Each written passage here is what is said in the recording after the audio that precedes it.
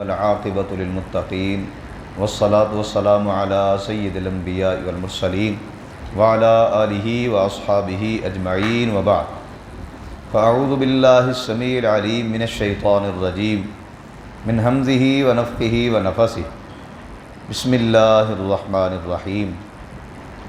نویں پارے کے ابتدا میں اللہ سبحانہ و تعالی نے شعیب علیہ السلام کی قوم کا تذکرہ فرمایا ہے کہ جب شعیب علیہ السلام نے ان کو دعوت دی تو ان لوگوں کا جواب یہ تھا کہ شعیب اگر تو ان کاموں سے باز نہ آیا تو ہم تمہیں نکال دیں گے اپنے علاقے سے، اپنی بستی سے، اور جو تیرے ساتھ ایمان لانے والے ہیں ان کو بھی نکال دیں گے، یا پھر تو ہمارے دین میں لوٹ کے آ جا۔ جناب شعیب علیہ السلام فرمانے لگے اگر دونوں چیزیں مجھے پسند نہ ہوں تو پھر یعنی میں نکلنا بھی نہ چاہوں اور تمہارے دین کی طرف بھی نہ جانا چاہوں، اگر میں ایسا کروں تو پھر تو یہ ایک اللہ کے اوپر جھوٹ باندھنا ہے، تو یہ تو بہت بری بات ہے۔ اور پھر اللہ سبحانہ و تعالی سے مدد طلب کی کہ اے اللہ تو فتح نصیب فرما، فیصلہ کر دے ہمارے درمیان اور ہماری قوم کے درمیان۔ تو پھر قوم والے جو سردار تھے وہ کہنے لگے اپنی قوم کو اگر تم نے شعیب علیہ السلام کی پیروی کی تو خسارہ پاؤ گے۔ تو اللہ تعالیٰ نے پھر ان کو زلزلے کے ساتھ تباہ و برباد کر دیا۔ جب وہ ہلاک ہو گئے، برباد ہو گئے، تو شعیب علیہ السلام فرمانے لگے تو ان کے ہلاک ہونے یا ان کے مرنے کے اوپر میں کیوں دکھ کا اظہار کروں، یہ تو میرے اللہ کے ساتھ انکار کرنے والے تھے۔ اور پھر دوسرے رکوع میں اللہ سبحانہ و تعالیٰ نے ارشاد فرمایا ہے کہ جتنے بھی نبی پہلے آئے ہیں سب کو تنگی کے ساتھ آزمایا گیا، تکلیف کے ساتھ آزمایا گیا، اور پھر جب ہم نے ان سے درگزر کیا تو وہ کہنے لگے کہ یہ تکلیفیں تو ہمارے آباء و اجداد کو بھی آتی رہی تھیں۔ تو پھر اللہ تعالیٰ نے اچانک ان کو عذاب میں مبتلا کر دیا۔ پھر رب العالمین فرما رہے ہیں کیا یہ بے خوف ہو گئے ہیں لوگ کہ رات کو سوئے ہوئے ہوں اور آسمان سے اللہ کا عذاب آ جائے، ان کو فکر ہی نہیں ہے۔ اور ان بستیوں والے کہ صبح کے وقت یہ کھیل رہے ہوں، کھیل تماشے میں ہوں، اچانک اللہ تعالیٰ کا عذاب آ جائے، اللہ تعالیٰ کے عذاب سے بے خوف ہو کے یہ بات کر رہے ہیں اور یہ مکر اور فریب کر رہے ہیں۔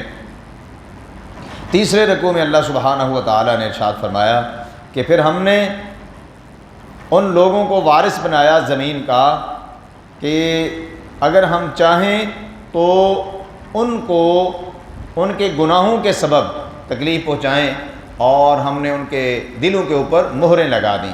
یعنی یہ جو مہریں لگانے والی بات ہے یہ ان کے اعمال کی وجہ سے تھی۔ اور پھر اس کے بعد اللہ سبحانہ و تعالیٰ نے موسیٰ علیہ السلام کا تذکرہ فرمایا اور اس واقعے کو بڑا تفصیل کے ساتھ بیان فرمایا کہ موسیٰ علیہ السلام فرعون کے پاس اور ان کے سرداروں کے پاس تشریف لے گئے اور ان کو جا کے کہنے لگے کہ میں اللہ کی طرف سے رسول ہوں اور بنی اسرائیل کو ہمارے ساتھ بھیج دے۔ دراصل بنی اسرائیل قوم جو تھی وہ فرعون کی غلام بن چکی تھی، غلامی کی زندگی بسر کر رہے تھے۔ اور ہوا اس طرح کہ جب یوسف علیہ السلام فوت ہو گئے تو مصر والوں نے بنی اسرائیل جو کہ یوسف علیہ السلام اور ان کے باقی بھائی تھے، 12 بھائی، ان کی اولادیں بنی اسرائیل کہلائی تھیں، اور ان کو پھر انہوں نے غلام بنا لیا۔ اور پھر اس کے بعد فرعون آیا، اور فرعون کا واقعہ اللہ تعالیٰ قرآن مجید میں ذکر فرما رہے ہیں۔ پھر چوتھے رکوع میں اس واقعے کو تفصیل کے ساتھ اللہ تعالیٰ نے بیان فرمایا کہ فرعون کہنے لگا کہ اس سے پہلے اس نے مطالبہ کیا تھا پچھلے رکوع میں کہ کوئی دلیل لے کے آ، کوئی تیرے پاس کوئی معجزہ ہو، کوئی نشانی ہو۔ تو موسیٰ علیہ السلام نے اپنا عصا نکالا تو وہ حیران ہو گیا۔ پھر اس کے بعد وہ کہنے لگا یہ تو ایک جادوگر ہے۔ پھر جادوگروں کو اکٹھا کیا، جادوگروں کو اکٹھا کر کے موسیٰ علیہ السلام کا مقابلہ کرنا چاہا، اور جب میدان میں اترے موسیٰ علیہ السلام فرمانے لگے کہ پھینکو جو پھینکنا چاہتے ہو۔ انہوں نے اپنی رسیاں زمین کے اوپر پھینکیں، وہ سانپ بن گئے اور ادھر ادھر بھاگنا شروع کر دیا۔ موسیٰ علیہ السلام نے اللہ کی وحی کے ساتھ اپنا عصا زمین پر مارا، وہ بہت بڑا اژدہا بن گیا اور چند سیکنڈ میں ان تمام سانپوں کو کھا گیا۔ تو جادوگروں کو یقین ہو گیا کہ یہ جادوگر نہیں ہے، واقعی اللہ کا سچا رسول ہے۔ تو وہ کلمہ پڑھ کے مسلمان ہو گئے۔ جب مسلمان ہوئے تو فرعون کہنے لگا تم نے کلمہ کیوں پڑھا ہے؟ تو اس نے سزا کے طور پر ان کو قتل کروا دیا۔ اور پھر اللہ سبحانہ و تعالیٰ نے 5ویں رکوع میں ذکر فرمایا ہے کہ جب یہ کیفیت ہوئی، کچھ لوگ مسلمان ہو گئے اور فرعون کے اوپر ہیبت اور رعب طاری ہو گیا موسیٰ علیہ السلام کا، تو یہ تھوڑا سا ڈر گیا، خاموش ہو گیا۔ تو اس کی قوم پھر اس کو ابھارنے لگی کہ یہ کیسے ہو سکتا ہے کہ تو خاموش ہو کے بیٹھ جائے، ایسا تیرے لیے درست نہیں ہے، تیرے لیے جائز نہیں ہے۔ تو اس کو تجھے چاہیے کہ تو ان کی سرکوبی کرے موسیٰ علیہ السلام کی۔ لہذا موسیٰ علیہ السلام کے پیچھے پھر انہوں نے لگا دیا اپنی قوم کو، اور پھر ان کا مقابلہ کرنے لگ گیا۔ جب موسیٰ علیہ السلام کو پتہ چلا تو موسیٰ علیہ السلام کی قوم، موسیٰ علیہ السلام نے اپنی قوم کو حکم دیا کہ تم صبر کرو، اللہ سے مدد طلب کرو۔ تو قوم والے بھی عجیب تھے، کہنے لگے موسیٰ تیرے آنے سے پہلے بھی ہمیں تکلیف میں مبتلا کیا گیا، تیرے آنے کے بعد بھی ہمیں تکلیف میں مبتلا کیا گیا۔ تو موسیٰ علیہ السلام فرمانے لگے ان قریب اللہ تعالیٰ تمہیں غلبہ نصیب فرمائیں گے۔ پھر 6 رکوع میں اللہ تعالیٰ نے آل فرعون پر ہونے والے جو عذاب تھے ان کا ذکر فرمایا۔ مختلف طریقے سے اللہ تعالیٰ نے آزمایا۔ اللہ تعالیٰ کسی کو فوری طور پر عذاب میں مبتلا نہیں کرتا بلکہ مہلت دیتا ہے۔ اللہ سبحانہ و تعالیٰ نے ان کو مختلف طریقوں کے ساتھ آزمایا۔ طوفان یعنی بارش برسی اور طوفان آ گیا، اور طوفان آنے کی وجہ سے لوگ پریشان ہوئے، اور یہ اللہ کی طرف سے عذاب تھا۔ پھر ٹڈی کا عذاب تھا، اور پھر اسی طرح جوؤں کا عذاب تھا، اور اسی طرح خون کا عذاب تھا، مینڈکوں کا عذاب تھا۔ یہ مختلف قسم کے عذاب اللہ تعالیٰ نے دیے۔ جب بھی کوئی عذاب آتا تو یہ لوگ کہتے اے موسیٰ اپنے رب سے دعا کریں، اگر اللہ تعالیٰ ہم سے یہ عذاب دور کر لے تو ہم کلمہ پڑھ کے مسلمان ہو جائیں گے اور تجھے بنی اسرائیل واپس دے دیں گے۔ لیکن جو ہی اللہ تعالیٰ اپنے عذاب کو ٹالتا یہ پھر انکار کر دیتے۔ پھر بالآخر اللہ تعالیٰ فرماتے ہیں کہ ہم نے انتقام لیا ان سے اور ان کو پھر دریا میں غرق کر دیا۔ اور اس کے بعد بنی اسرائیل قوم کا ذکر ہو رہا ہے کہ انہوں نے پھر نافرمانیاں شروع کر دیں۔ جب بنی اسرائیل اس سمندر سے پار کر کے نکلے تو انہوں نے دیکھا کہ ایک قوم ہے جنہوں نے ایک معبود بنایا ہوا ہے۔ کہنے لگے موسیٰ ہمیں بھی اس طرح کا معبود بنا دو تاکہ ہم بھی اس کی عبادت کریں اور اس کا جو ہے وہ طواف کریں۔ موسیٰ علیہ السلام بڑے غصے ہوئے اور کہنے لگے یہ جہالت والی باتیں کیوں کرتے ہو؟ اللہ تعالیٰ نے تمہیں نجات دی ہے اور تم اللہ کا شکر نہیں ادا کرتے۔ اور پھر 7ویں رکوع میں اللہ تعالیٰ نے موسیٰ علیہ السلام کا ہی ذکر فرمایا ہے کہ جب موسیٰ علیہ السلام کو اللہ تعالیٰ نے 40 راتوں کے لیے بلایا تھا، 30 راتوں کے لیے، پھر مزید 10 راتیں، 40 راتوں تک کے لیے عبادت کی اللہ تعالیٰ کی، اور پھر اللہ تعالیٰ نے موسیٰ علیہ السلام کے ساتھ کلام کیا۔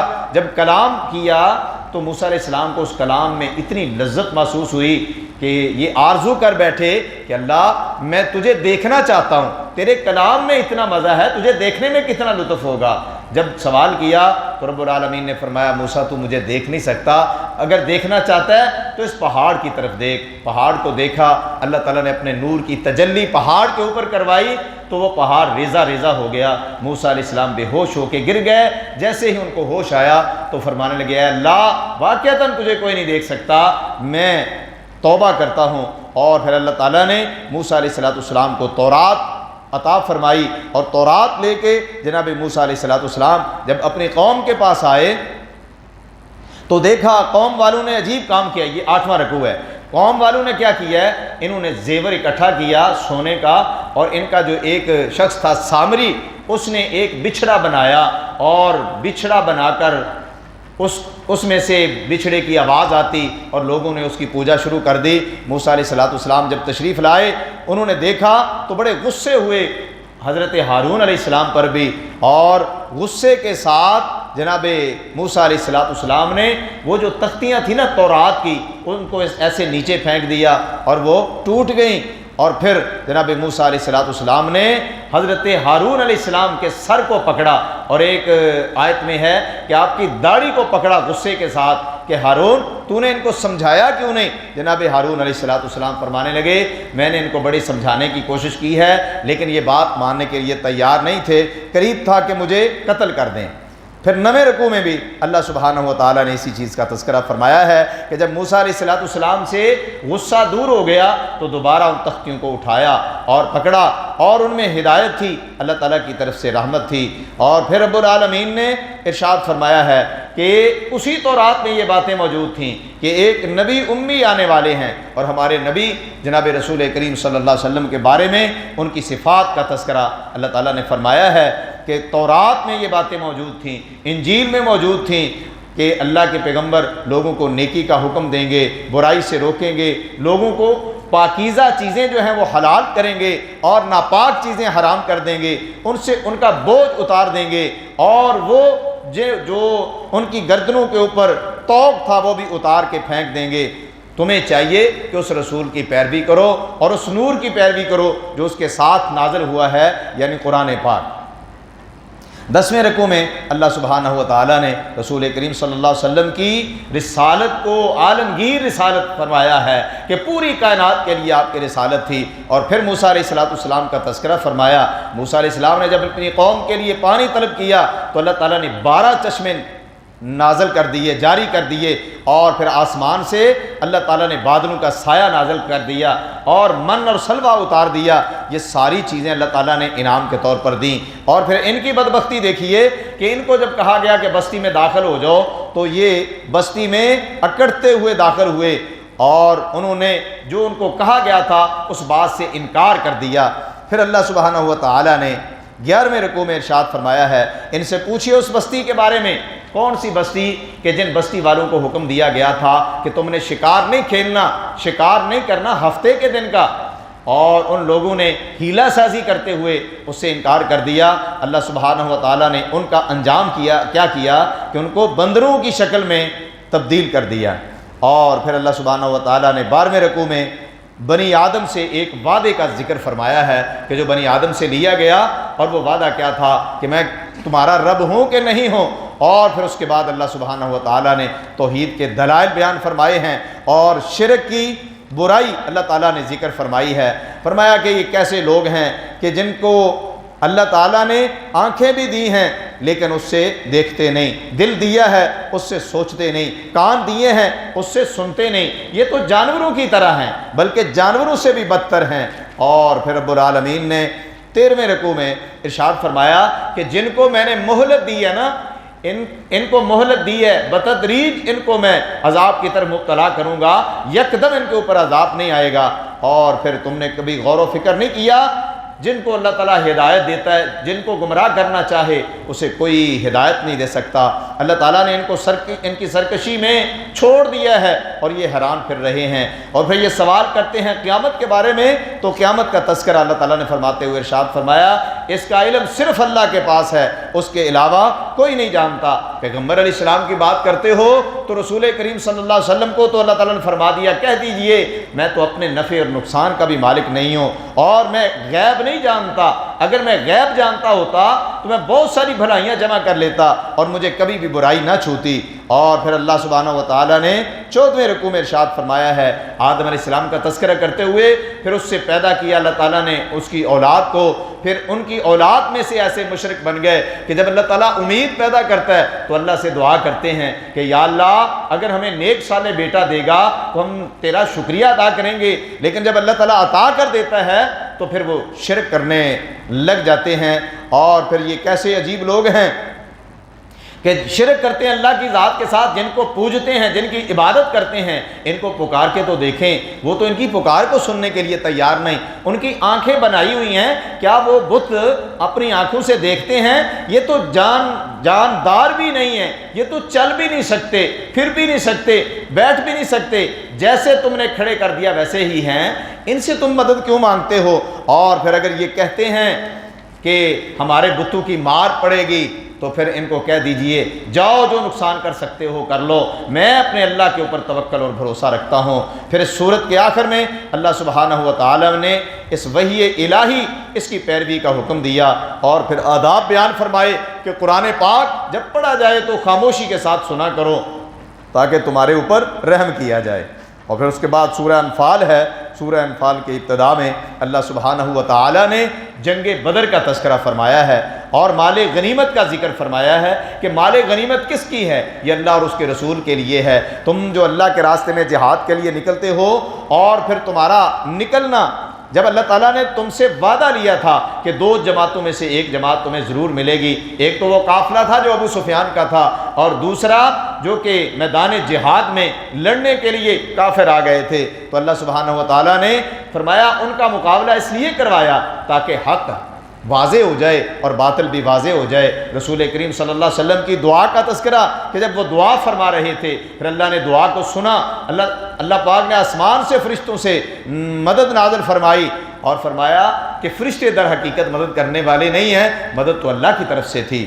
اور پھر 16ویں رکوع میں پارے کے اللہ سبحانہ و تعالیٰ نے میدان بدر میں اللہ تعالیٰ کی مدد جو نازل ہوئی اس کا تذکرہ فرمایا ہے۔ وہ مدد کس صورت میں تھی کہ اللہ تعالیٰ نے نیند دے دی میدان قتال میں، جبکہ خوف تھا، سارے صحابہ رات کو سوئے رہے، یہاں تک کہ رسول کریم صلی اللہ علیہ وسلم بھی سوئے رہے۔ اور دوسرا انعام یہ کیا اللہ تعالیٰ نے کہ بارش نازل کر دی، اور یہ جو زمین تھی ریتلی تھی، اور جب بارش نازل ہوئی تو وہ جم گئی، اور جو پکی زمین تھی وہاں پھسلن شروع ہو گئی۔ اللہ تعالیٰ نے اس طریقے سے بھی مسلمانوں کی مدد کی۔ اور پھر اللہ تعالیٰ نے اس بات کا بھی تذکرہ فرمایا کہ رسول کریم صلی اللہ علیہ وسلم نے ایک ہاتھ میں مٹھی لے کر مٹی کی وہ اس طرح کر کے پھینکی اور وہ مشرکین کی آنکھوں میں چلی گئی۔ یہ اللہ تعالیٰ کی رحمت تھی۔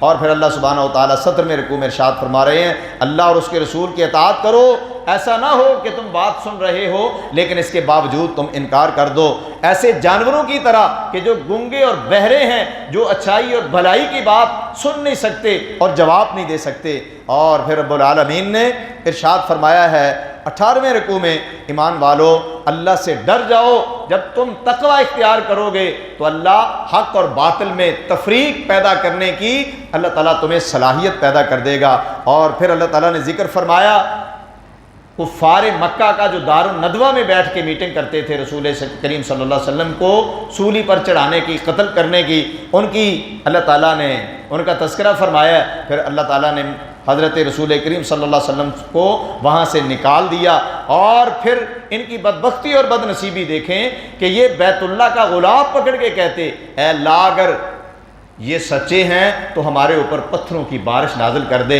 رسول کریم پریشان ہوئے تو اللہ تعالیٰ نے فرمایا پیغمبر جب تک آپ ان میں موجود ہیں میں ان کو عذاب میں مبتلا نہیں کروں گا، اور جب تک یہ استغفار کرتے ہیں اس وقت تک بھی میں ان کو کبھی بھی عذاب میں مبتلا نہیں کروں گا۔ اور پھر اس پارے کے آخر میں اللہ سبحانہ و تعالیٰ نے ارشاد فرمایا ہے کہ اے پیغمبر صلی اللہ علیہ وسلم ان سے لڑتے رہو، قتال کرتے رہو یہاں تک کہ فتنہ ختم نہ ہو جائے اور دین سارے کا سارا اللہ کے لیے ہو جائے۔ اگر وہ باز آ جائیں تو پھر اللہ تعالیٰ دیکھنے والا ہے جو وہ عمل کرتے ہیں، اور اگر یہ پھر جائیں تو پھر جان رکھو کہ اللہ تعالیٰ تمہارا بھی دوست ہے، اور جس کا اللہ دوست ہو جائے اس سے بہتر دوستی کس کی ہو سکتی ہے۔ اللہ سبحانہ و تعالیٰ سے دعا ہے اللہ تعالیٰ ہمیں قرآن و سنت پر عمل کی توفیق بخشے۔ اقول قولی ھذا استغفر اللہ لی ولکم ولسائر المسلمین۔